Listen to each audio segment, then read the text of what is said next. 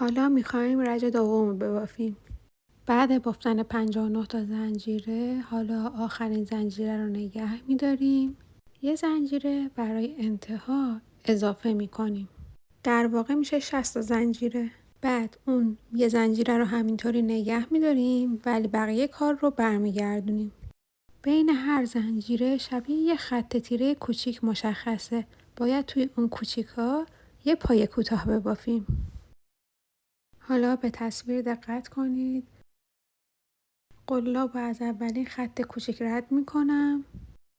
بعد رد کردن قلاب حالا باید نخ رو بگیریم و بکشیم توی این خط. حالا که نخ رو رد کردیم باید این دوتا رو با هم ببافیم تا پایه کوتاه ما تشکیل بشه. همین بافت رو تا انتها ادامه میدیم.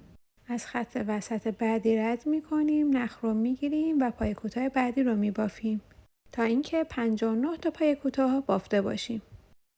اینم از رج دوم.